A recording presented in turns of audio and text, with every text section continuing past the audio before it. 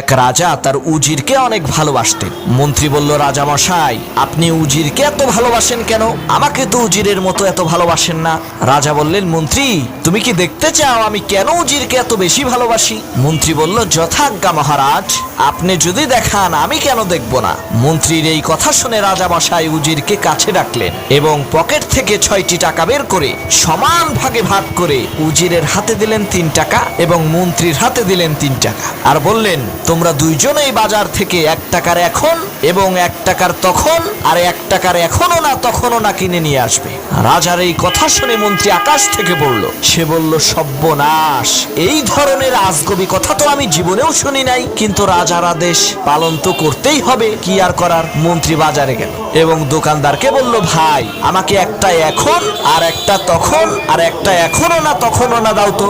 মন্ত্রীর এই কথা শুনে দোকানদার বলল, মাননীয় মন্ত্রী মহোদয়, আপনার কি মাথা খারাপ হয়েছে? এই ধরনের আজে বাজে কথা বলছেন? এখন আর তখন কি দোকানে বিক্রি হয় নাকি? মন্ত্রী বলল, আমিও তো তাই জানি, দোকানে তো এখন আর তখন বিক্রি হয় না, তবে শুনেছিলাম বিপদে পড়লে নাকি বিড়ালও মান্দার গাছে ওঠে। আমারও আজকে সেই দশা হয়েছে।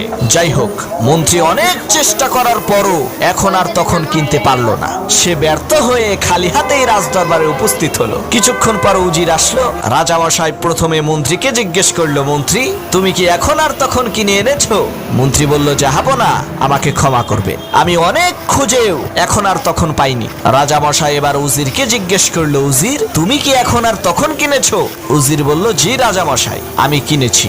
রাজা বললেন, কিভাবে কিনেছো একটু বলো তো। উজির বলল, রাজামশাই, আমি বাজারে যেয়ে দেখি দোকানদার গরম গরম জিলাপি বানাচ্ছে, সেখান থেকে আমি 1 টাকা দিয়ে একটা জিলাপি কিনে খেয়েছি। এইটা হলো আমার এখন। কাল হাসরের ময়দানে এই 1 টাকা আমার কোনো কাজে আসবে না। তারপরে দেখলাম এক ভিক্ষুক ভিক্ষা করছে, আমি সেই ভিক্ষুককে 1 টাকা দান করলাম।